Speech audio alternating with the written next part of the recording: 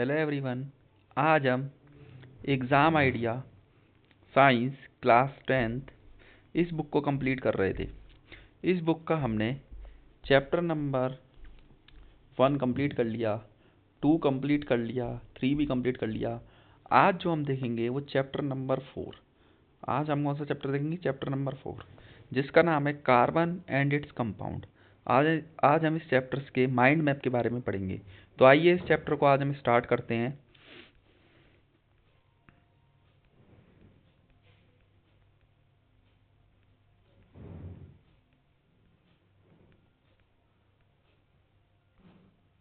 तो सबसे पहले हम देखते हैं bonding in carbons. Covalent bond. Covalent bond क्या होता है? कोवेलेंट बॉन्ड वो होते हैं जो अपने इलेक्ट्रॉन्स को क्या करते हैं? शेयर करते हैं। क्या करते हैं? शेयर। तो carbon share its 4 valence electrons. Carbon क्या करता है? Share its 4 valence electron with other atoms to form covalent bond. मतलब वो अपने 4 इलेक्ट्रॉन को क्या करता है? शेयर करता है दूसरे एटम के साथ में। तो वही कहलाते हैं कोवेलेंट बॉन्ड्स। इसमें लूज C4 प्लस और गेन C4 माइनस और 4 इलेक्ट्रॉन इज नॉट फिजिबल। मतलब ये पॉसिबल नहीं है ड्यू टू एनर्जी रिस्ट्रिक्शन, क्योंकि इसमें क्या होगा? एनर्जी का रिस्ट्रिक्शन होगा, ठीक है, एंड इनस्टेबिलिटी होगी। इस वजह से ना कार्बन अपने इलेक्ट्रॉन को लूज कर सकता है, ना लूज कर सकता है और ना गेन कर सकता है। कर क्या सकता है? केवल शेयर कर सकता है। इसलिए ये क्या है? कोवेलेंट बॉन्ड है, ठीक है। अब आगे देखते हैं उसके बाद हम टाइप्स ऑफ कोवेलेंट बॉन्ड। एक होता है सिंगल बॉन्ड, एक होता है डबल बॉन्ड, एक होता है ट्रिपल बॉन्ड। सबसे पहले हम जानते हैं सिंगल बॉन्ड के बारे में। Sharing of 1 pair of electron. ये कितने पेयर शेयर करता है? केवल एक पेयर शेयर करता है, उसे कहते हैं सिंगल बॉन्ड। जैसे हाइड्रोजन और हाइड्रोजन के बीच में सिंगल बॉन्डिंग। इसके बाद हम देखते हैं double bond. Sharing of 2 pair of electron. ये कितने पेयर शेयर करता है? 2। जैसे ऑक्सीजन और ऑक्सीजन के बीच में डबल बॉन्डिंग। इसके बाद देखते हैं triple bonding. Sharing of 3 pair of electron. ये 3 पेयर शेयर करता है, जैसे नाइट्रोजन और नाइट्रोजन के बीच में ट्रिपल बॉन्डिंग। ट्रिपल बॉन्डिंग का साइन ये होता है, सिंगल बॉन्डिंग का ये होता है और डबल बॉन्डिंग का ये साइन होता है, ठीक है। इसके बाद हम देखते हैं प्रॉपर्टीज ऑफ कोवेलेंट कंपाउंड। किसकी प्रॉपर्टीज कौन कौन सी होती हैं? Can exist as a solid, liquid और गैस। मतलब ये किस किस में एग्जिस्ट कर सकता है? सॉलिड में भी, लिक्विड में भी और गैस में भी। Generally low melting point and boiling point.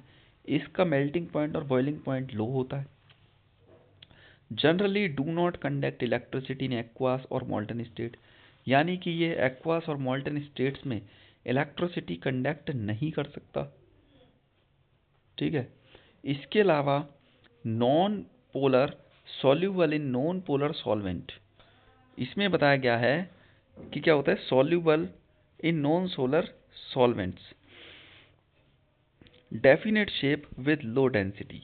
मतलब इसकी डेफिनेट शेप होती है और क्या होती है? लो डेंसिटी होती है। इसके बाद आगे देखते हैं हम नेचर एंड कैरेक्टरिस्टिक्स।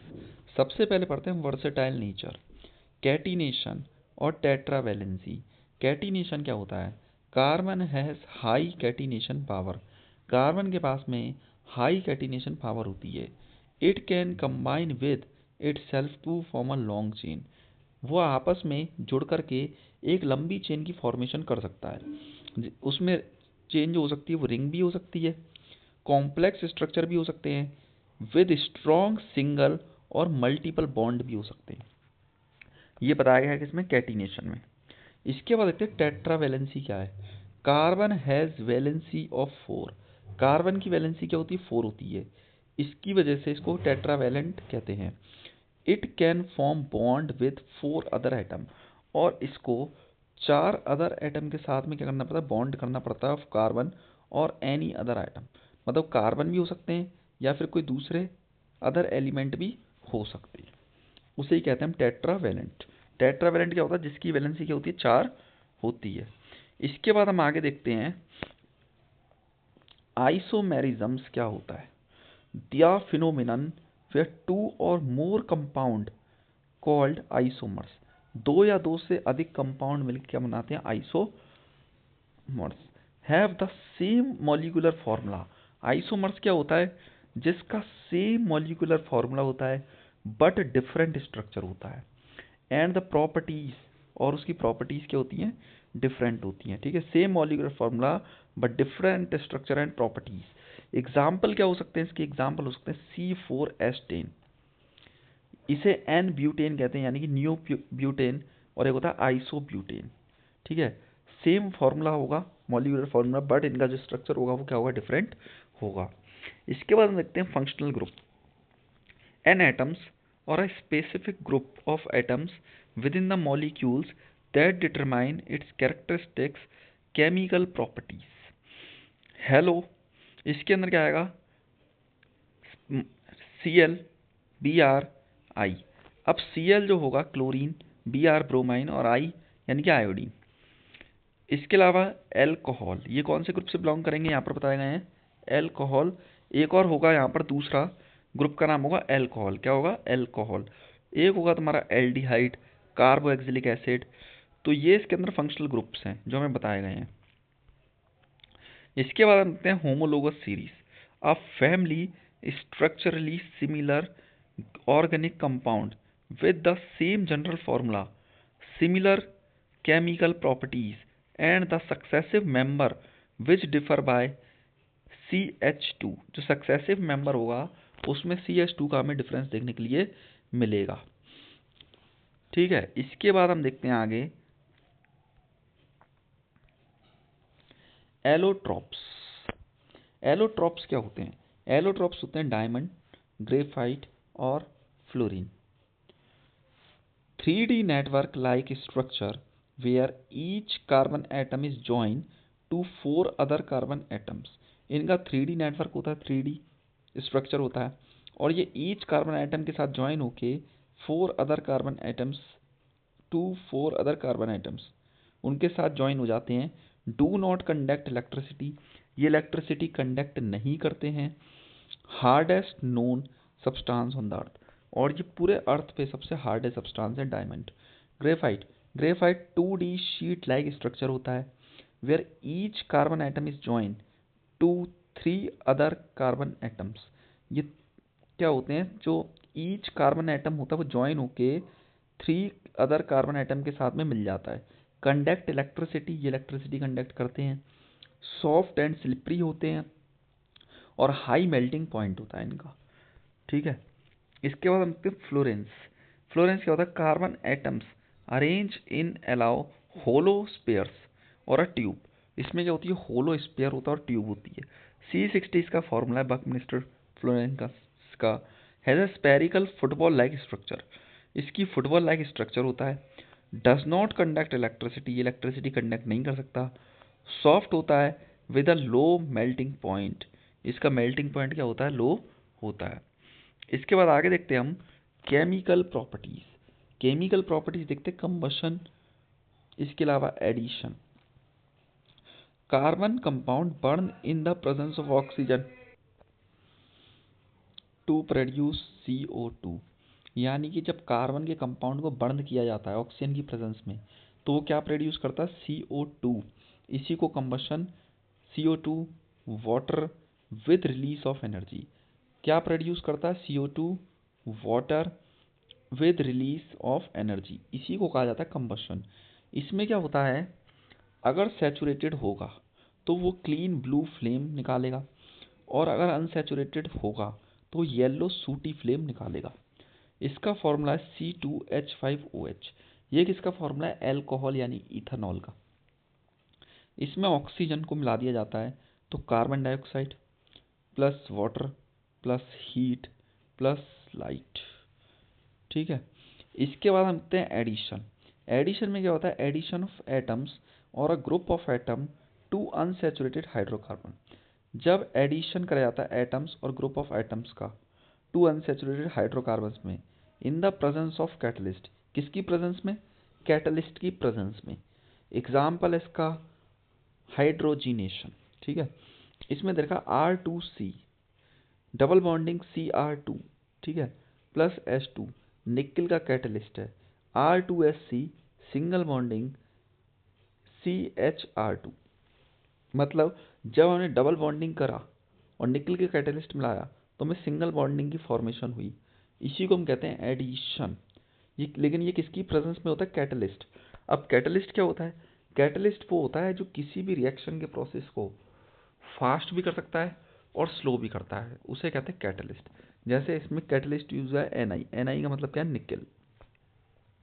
इसके बाद हम आगे देखते हैं, आगे हमें इसमें और भी दे रखे हैं oxidation, addition of oxygen to carbon compound in the presence of oxidising agent. जब ऑक्सीजन को ऐड करा जाता है कार्बन कंपाउंड में, किसकी प्रेजेंस में? ऑक्सीडाइजिंग एजेंट की प्रेजेंस में। Like alkaline potassium permanganate, potassium permanganate, ठीक है, KMnO4 यानी potassium permanganate. Alkaline potassium permanganate का मतलब ये बेस है, ठीक है। तो इसको, और एसिडिफाइड पोटेशियम डाइक्रोमेट, ठीक है, इनको। तो CH3 CH2OH, यानी कि ये हमारा इथेनॉल है। ये हमारा क्या है? इथेनॉल, ठीक है। अब इसमें क्या करा जा रहा है, एक बार जो रिएक्शन है वो पोटेशियम परमैंगनेट यानी कि एल्कलाइन पोटेशियम परमैंगनेट के साथ की जा रही है, और एक बार एसिडिफाइड पोटेशियम डाइक्रोमेट के साथ में की जा रही है। जब एल्कोहल को यानी इथेनॉल को C2, इसे ऐसे भी लिख सकते हैं C2H5OH, ठीक है, यानी कि ये कार्बन इसमें 2 हैं, इसके अंदर जो हाइड्रोजन है वो 5 है, ठीक है, और OH है। तो इनके साथ जब कराया जाएगा तो इसमें हीट तो प्रोड्यूस होएगी, ठीक है। इसके अलावा इसमें क्या निकलेगा? CH3COH, और CH3COH को हम कहते हैं एसिटिक एसिड। क्या कहते हैं? एसिटिक एसिड, या फिर इसे इथोनाइक एसिड भी कहते हैं। इसके बाद हम देखते हैं सब्स्टिट्यूशन। सब्स्टिट्यूशन क्या होता है? वन और मोर एटम्स और a group in an organic compound are replaced by another atom. इसमें क्या होता है, एक या एक से ज़्यादा एटम्स का group in organic compound are replace by, जब वो रिप्लेस कर देता है दूसरे एटम के ग्रुप को, उसे कहा जाता है सब्स्टिट्यूशन। मतलब एक आइटम या एक से ज़्यादा एटम्स अगर वो दूसरे एटम को क्या कर देगा? रिप्लेस कर देगा, उसे कहा जाएगा substitution. Keeping the rest of the molecules undisturb, और इसमें बाकी के जो मॉलिक्यूल्स होंगे वो क्या रहेंगे? अनडिस्टर्ब रहेंगे। जैसे इसका एग्जांपल है CH4। CH4 क्या होता है? मीथेन होता है। इसके साथ में Cl2 या क्लोरीन मिला दिया, अब डिफ्यूज्ड करा गया सनलाइट की प्रेजेंस में, तो CH3Cl क्या बन गया? CH3Cl प्लस HCl, ठीक है। तो ये हो गया हमारा सब्स्टिट्यूशन मेथड। इसके बाद हम देखते हैं सोप एंड डिटर्जेंट क्या होता है। सोप क्या होता है? सोडियम और potassium salt of a long chain of carboxylic acid. इसमें क्या होता है? सोडियम और पोटेशियम सॉल्ट की लॉन्ग चेन होती है, किसके अंदर? कार्बोक्सिलिक एसिड के अंदर। Not effective in hard water as they produce scum, और ये बोल रहा है कि ज़्यादा अफेक्टिव नहीं होती किसमें? हार्ड वाटर में। So as they produce scum, biodegradable. Sodium और potassium salt of a long chain किस में होते हैं? सोडियम पोटेशियम सॉल्ट की लॉन्ग चेन किस में होती है? ये कार्बोक्सिलिक एसिड में, ठीक है। Not effective in hard water, ये हार्ड वाटर में ज़्यादा प्रभावशाली नहीं होती। Not as they produce scum, तो ये क्या प्रोड्यूस करती है? स्कम, ठीक है, और ये होता है बायोडिग्रेडेबल। मीसल्स क्या होता है? ऑन डिजॉल्विंग इन वाटर, जब वाटर में इसको डिजॉल्व कराया जाता है तो cluster of soap molecules arrange such that hydrophobic tell, इसमें 2 टाइप की टेल होती है, हाइड्रोफोबिक होती है, एक हाइड्रोफिलिक टेल होती है। जो हाइड्रोफोबिक टेल होती है वो फेस उसका इनवर्ड होता है, जबकि हाइड्रोफिलिक टेल का फेस होता है आउटवर्ड, ठीक है। दे फॉर्म कोलाइड, क्या फॉर्म करती है? ये कोलाइड फॉर्म करती है, और स्कैटर लाइट, ठीक है। इसके बाद हम पढ़ते हैं यहाँ पर डिटर्जेंट क्या होता है। Generally sodium sulphonates, sodium sulphates, ammonium salt of a long chain hydrocarbons with chloride और ब्रोमाइड आयंस। इसमें बोला गया है कि जो सोडियम सल्फोनेट्स होते हैं, सोडियम सल्फाइड्स सल्फेट्स होते हैं, ammonium salt of long chain hydrocarbon with chloride, साथ में उसके क्या होता है, क्लोराइड होता है, ब्रोमाइड आयंस होते हैं। इफेक्टिव इन हार्ड वाटर, ये हार्ड वाटर में इफेक्टिव होते हैं। सिंथेटिक एंड नॉन बायोडिग्रेडेबल, मतलब पूरी तरीके से ख़त्म नहीं होते ये होते सिंथेटिक और नॉन बायोडिग्रेडेबल। ठीक है, इसके बाद हम आगे पढ़ते हैं हाइड्रोकार्बन्स। हाइड्रोकार्बन्स के बारे में पढ़ेंगे। एक होता है बेस्ड ऑन सैचुरेशन, एक होता है based on the type of carbon chain, फिर बेंजीन के बारे में पढ़ेंगे। तो सबसे पहले पढ़ते हैं बेस्ड ऑन द सैचुरेशन। एक होता है सैचुरेटेड, एक होता है unsaturated. Alkanes, all carbon atom form only single bond. अगर सिंगल बॉन्डिंग फॉर्मेशन करते हैं तो उसका फॉर्मूला होता है CnH2n+2। क्या फॉर्मूला होता है, CnH2n+2, ये इसका फॉर्मूला है। ठीक है, सिंगल बॉन्डिंग का। इसका एग्जाम्पल दे रखा है इथेन। क्या दे रखा है, इथेन। ठीक है, और इथेन का फॉर्मूला हमारे पास होता है C2H6। क्या होता है, C2H6। ठीक है, इसके बाद पढ़ते हैं अनसैचुरेटेड। अनसैचुरेटेड में हमारे डबल और ट्रिपल बॉन्डिंग आ जाते हैं, यानी कि इसमें ENE एल्कीन और YNE एल्काइन। ठीक है, ये वाले ग्रुप आते हैं। ENE इसका फॉर्मूला है CnH2n। क्या होता है, CnH2n। और अगर हम YNE वाले का देखेंगे, इसका फॉर्मूला होता है CnH2n-2, ये इसका फॉर्मूला होता है। ठीक है, जो यहाँ पर दे रखा है हमें। कंटेन एटलीस्ट, ये ट्रिपल बॉन्डिंग होते हैं। इसमें इथीन का फॉर्मूला हमें बता रखा है C2H4। इथीन का क्या होता है, C2H4, और इथाइन का होता है C2H2। ठीक है, इसके बाद हम पढ़ते हैं एक्लिक, एसाइक्लिक। क्या पढ़ते हैं, एसाइक्लिक क्या होता है। Carbon atom arrange in a straight और ब्रांच चेन। जब कार्बन एटम्स स्ट्रेट हो या ब्रांच की फॉर्म में हो तो उसे कहा जाता है एसाइक्लिक। इसमें एन ब्यूटेन और आइसोब्यूटेन आ जाते हैं। एन ब्यूटेन मतलब न्यू ब्यूटेन। एक होता है cyclic, carbon atoms arrange in a ring. जब कार्बन एटम किसमें अरेंज हो, रिंग में हो, और क्लोज लूप हो, उसे कहते हैं साइक्लोब्यूटेन। क्या कहते हैं उसे, साइक्लोब्यूटेन, मतलब साइकिल। ठीक है, जैसे यहाँ पर हमें बताया गया है। ठीक है, इसके बाद हम देखते हैं benzene. An aromatic cyclic hydrocarbon C6H6, इसका फॉर्मूला होता है C6H6। ये इसका फॉर्मूला होता है इसका बेंजीन का। इसमें क्या होता है, with 3 alternate single and double bond, मतलब इसमें 3 होते हैं सिंगल बॉन्डिंग, 3 होती है सिंगल बॉन्डिंग हमारी, और 3 इसमें होती है डबल बॉन्डिंग। एक बार सिंगल, एक बार डबल। ठीक है, ऑल्टरनेट में। ये होता है हमारा किसका फॉर्मूला, बेंजीन का। इसके बाद हम देखते हैं नॉमनक्लेचर। ठीक है, नॉमनक्लेचर क्या होता है। Step 1, count the number of carbon atom.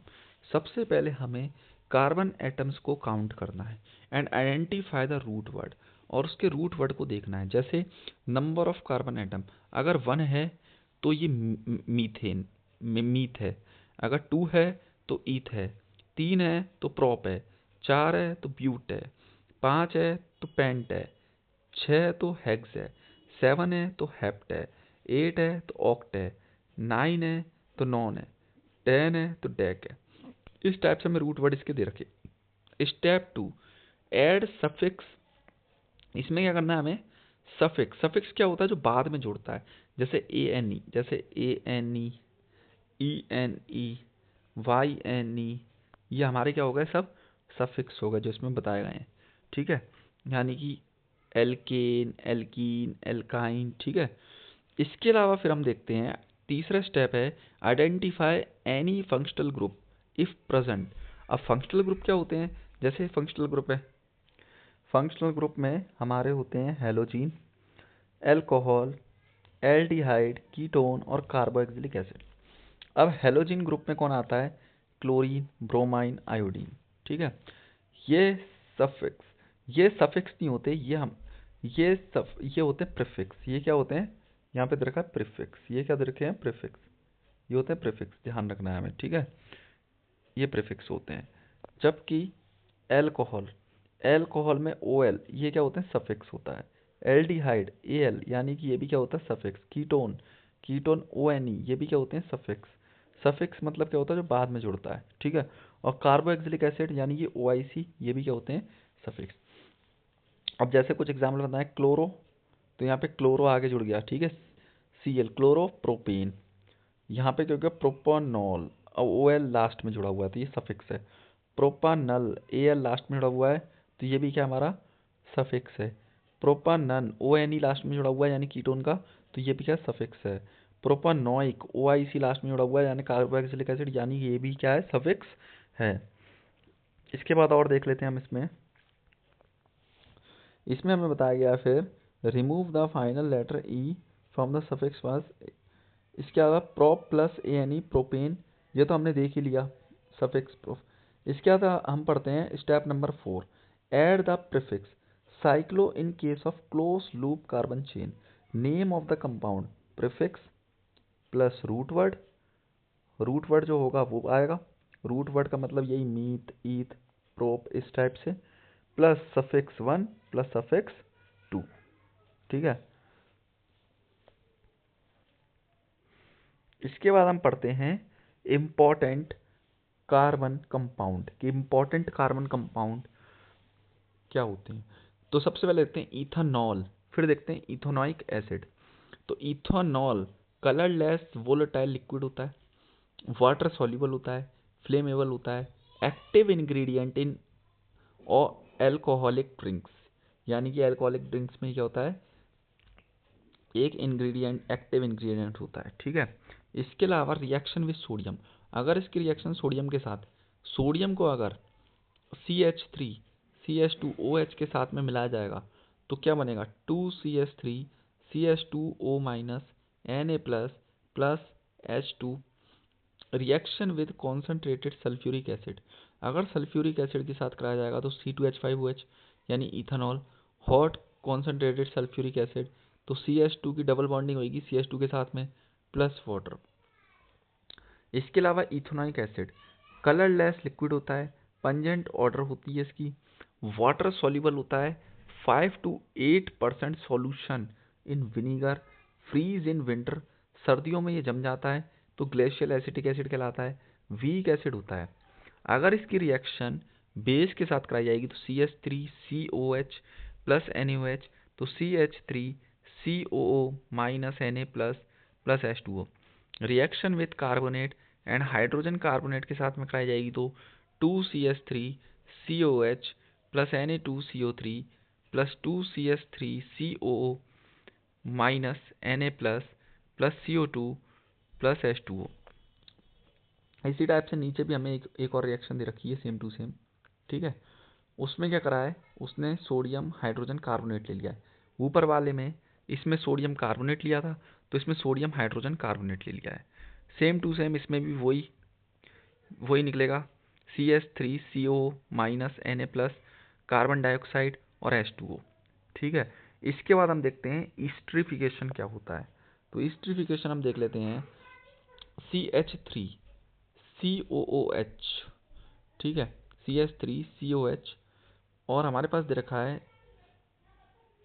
C2H5OH, ठीक है। अगर इनको आपस में मिलाया जाएगा तो हमें हीट, ठीक है, CH3COCH2CH3 प्लस H2O। ईस्ट्रिफिकेशन का ही रिवर्स होता है सपोनिफिकेशन, रिवर्स ईस्ट्रिफिकेशन मतलब इसी का क्या है ये रिवर्स है यहाँ पर, ठीक है। इसमें दे रखा है जैसे हमें ये CH3COOCH ये जो हमें मिला था, ठीक है, इसमें क्या मिला दिया जाएगा सोडियम हाइड्रोक्साइड, क्या मिला दिया जाएगा सोडियम, और उसको हीट करा जाएगा। जब उसको हीट करेंगे, ठीक है, तो CH3CO minus Na plus plus CH3CH2OH इसकी फॉर्मेशन होगी और यही हमारा होगा सपोनिफिकेशन, ठीक है। तो आज हमारा जो कार्बन कंपाउंड जो चैप्टर था वो कंप्लीट हो गया और इसके बाद हम अपना नेक्स्ट चैप्टर को कंप्लीट करेंगे। आज के लिए इतना ही, थैंक यू।